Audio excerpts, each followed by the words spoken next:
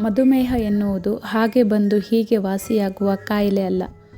ಅದು ದೀರ್ಘಕಾಲದ ಕಾಯಿಲೆ. ಒಮ್ಮೆ ವಕ್ಕರಿಸಿತು ಎಂದರೆ ಜೀವನ ಪೂರ್ತಿ ಕಾಡುತ್ತದೆ. ಈ ರೋಗದಲ್ಲಿ ಮೆದೋಜೀರಕ ಗ್ರಂಥಿಯಲ್ಲಿ ಇನ್ಸುಲಿನ್ ಅಗತ್ಯವಿದ್ದಷ್ಟು ಪ್ರಮಾಣದಲ್ಲಿ ಉತ್ಪತ್ತಿಯಾಗುವುದಿಲ್ಲ. ಇನ್ಸುಲಿನ್ ಸರಿಯಾದ ಪ್ರಮಾಣದಲ್ಲಿ ಉತ್ಪತ್ತಿಯಾಗದೆ ಹೋದಾಗ ರಕ್ತದಲ್ಲಿನ ಸಕ್ಕರೆಯ ಮಟ್ಟವು ವೇಗವಾಗಿ ಹೆಚ್ಚಾಗುತ್ತಾ ಹೋಗುತ್ತದೆ. ಮಧುಮೇಹ ಹೆಚ್ಚಾದ ಹಾಗೆ ಹೃದಯ, ಕಿಡ್ನಿ, ಕಣ್ಣು, ಶ್ವಾಸಕೋಶ ಸೇರಿದಂತೆ ದೇಹದ ಹಲವು ಅಂಗಗಳು ಹಾನಿಗೊಳಗಾಗುವ ಅಪಾಯ ಕೂಡ ಇರುತ್ತದೆ. ಮಧುಮೇಹ ಆರಂಭವಾದಾಗಲೇ ಕಡಿವಾಣ ಹಾಕಿದರೆ ಆಗಬಹುದಾದ ದೊಡ್ಡ ದೊಡ್ಡ ಸಮಸ್ಯೆಗಳನ್ನು ತಡೆಯಬಹುದು.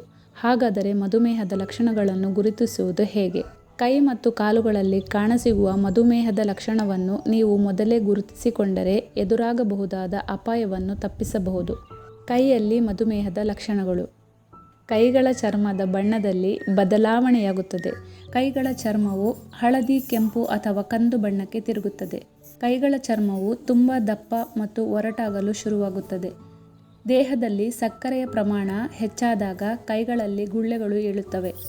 ಯಾವುದೇ ಕಾರಣವಿಲ್ಲದೆ ಕೈಯಲ್ಲಿ ಸೋಂಕು ಸಂಭವಿಸಲು ಪ್ರಾರಂಭಿಸುತ್ತದೆ. ಸೋಂಕಿನಿಂದಾಗಿ ಕೈಗಳಲ್ಲಿ ತುರಿಕೆ ಕಾಣಿಸಿಕೊಳ್ಳುತ್ತದೆ. ವಿನಾಕಾರಣ ಕೈಗಳಲ್ಲಿ ಅತಿಯಾದ ಬೆವರು ಬರುತ್ತದೆ. ಮಧುಮೇಹವಿದ್ದಾಗ ಕೈಯಲ್ಲಿ ನೋವು, ಊತ ಮತ್ತು ಉರಿ ಕಾಣಿಸಿಕೊಳ್ಳುತ್ತದೆ. ಕಾಲುಗಳಲ್ಲಿ ಮಧುಮೇಹದ ಲಕ್ಷಣಗಳು. ಮಧುಮೇಹ ಇದ್ದಾಗ ಪಾದಗಳಲ್ಲಿ ಊತ ಮತ್ತು ನೋವು ಕಾಣಿಸಿಕೊಳ್ಳುತ್ತದೆ. ಮಧುಮೇಹ ರೋಗಿಗಳಿಗೆ ಪದೇ ಪದೇ ಪಾದಗಳಲ್ಲಿ ಜುಮ್ಮೆನಿಸುವ ಅನುಭವವಾಗುತ್ತದೆ.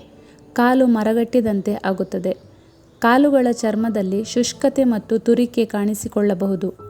ಮಧುಮೇಹದಿಂದಾಗಿ ಕಾಲುಗಳಲ್ಲಿ ತೀವ್ರವಾದ ನೋವು ಮತ್ತು ಸೆಳೆತದ ಸಮಸ್ಯೆ ಕಾಣಿಸಿಕೊಳ್ಳುತ್ತದೆ. ಪಾದಗಳು ಅಥವಾ ಮಣಿಗಂಟಿನಲ್ಲಿ ಊತ ಕಾಣಿಸಿಕೊಳ್ಳಬಹುದು.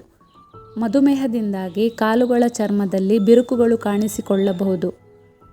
ನಿಮ್ಮ ಕೈ ಮತ್ತು ಕಾಲುಗಳಲ್ಲಿ ಈ ರೋಗ ಲಕ್ಷಣಗಳು ಕಾಣಿಸಿಕೊಂಡರೆ ಮತ್ತೆ ಯಾವುದಕ್ಕೂ ಕಾಯುವ ಅಗತ್ಯವಿಲ್ಲ.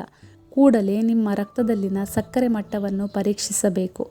ಯಾಕೆಂದರೆ ಸರಿಯಾದ ಸಮಯದಲ್ಲಿ ಮಧುಮೇಹದ ಲಕ್ಷಣಗಳನ್ನು ಗುರುತಿಸುವ ಮೂಲಕ ಗಂಭೀರ ಪರಿಣಾಮಗಳಿಗೆ ತುತ್ತಾಗುವುದನ್ನು ತಪ್ಪಿಸಬಹುದು. ಈ ವಿಡಿಯೋ ನಿಮಗೆ ಇಷ್ಟವಾದರೆ ಲೈಕ್ ಮಾಡಿ, ನಮ್ಮ ಚಾನಲ್ಗೆ ಸಬ್ಸ್ಕ್ರೈಬ್ ಮಾಡಿ.